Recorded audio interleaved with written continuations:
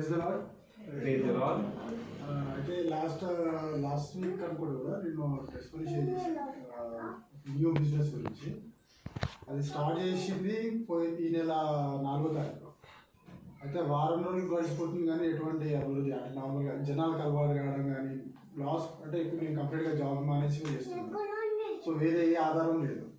So మేము ప్రార్థన చేస్తున్నాక దేవుడు చర్చ్ ద్వారానే ఒక క్యాటరింగ్ ఆర్డర్ అనేది మాకు ఇవ్వడం జరిగింది. సో అదేంటంటే వాళ్ళు కూడా ఏంటంటే ఎక్కువ పెట్టుకోలేము అని ఉద్దేశంతో వాళ్ళు. సో మేము ఏదైతే ఏంటి ఫస్ట్ దేవుడి కోసం ఏదైనా చేయడానికి తక్కువ లాభంతో చేద్దామని ముందడుగు వేసాము.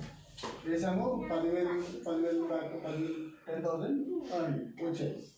అడ్వాన్స్ వచ్చాయి. ఎమ్మటే మేము వద్దు అంటే నార్మల్గా నేను డెబుల్ అనుకుంది ఏంటంటే మనము దేవుడికి ఇచ్చేది మనకు వచ్చే ఆదాయం మనం ఇస్తాం. సో మేము అనుకున్నాం ఏదైనా రాని మొత్తం దాంట్లో 10% ఇద్దాం అనుకున్నాం. 10% అప్పుడే చేసాం. ఇది చేసిన మళ్ళీ నెక్స్ట్ రోజే అంటే ఆ రోజు రాత్రి కూడా అన్నాము అన్నీ వండుతున్నాం ప్రిపేర్ చేస్తున్నాక మళ్ళీ ఏంటంటే చూస్తుంటే ఏంటంటే మొత్తం అంత ఖర్చు అయిపోతుంది. కొద్దిగా ఉంటుంది. మళ్ళీ పైనుంచి రెంట్ వస్తుంది, 6,500 రెంట్ వస్తుంది. మళ్ళీ షాప్ రెంట్ కట్టాలి, మళ్ళీ కరెంట్ బిల్ ఇవన్నీ కామన్ ఇవన్నీ ఆలోచన వస్తుంటే నేను డెబుల్ ఇట్లానే ఆలోచిస్తుంది ఏంది బాధపడుతుంది అంటే ఇంట్లో తలంపులు ఆమె ఇంకా అట్లా ఆలోచిస్తే నేను ఒకటే అన్నా రాత్రి కూడా అంటే డోంట్ వరీ దేవుడు గుడ్ విల్ మాత్రం కంపల్సరీ ఇస్తాడు నేను ఇంట్లో అన్న అంతే. సో నార్మల్గా పాస్టర్ పొద్దునే ఫోన్ చేసి ఏమన్నారంటే అంటే నువ్వు ఇంకా 2,000 ఎక్స్ట్రా అడుగు దేవుడికి వాళ్ళు ఇస్తారు అని చెప్పారు.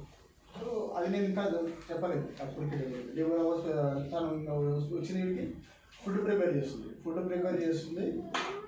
ఇంకా అప్పుడే పాస్టర్ మళ్ళీ ఫోన్ చేసి ఏమన్నారంటే ఇంకోటి నువ్వే చైర్ అరేంజ్మెంట్స్ కూడా నువ్వే చూడు, మొత్తం 15,000 తీసుకోండి. సో అనుకున్నది ఒకటి 10,000, దాంట్లో 1,000 రూపాయలు తను అప్పుడే టైజ్ లాగా ఇచ్చేసింది. మళ్ళీ ఇచ్చింది 1,000 రూపాయలు అయితే దానికి 5 మళ్ళీ దేవుడు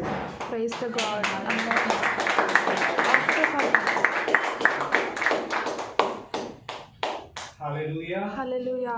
God is good. All the time. Amen.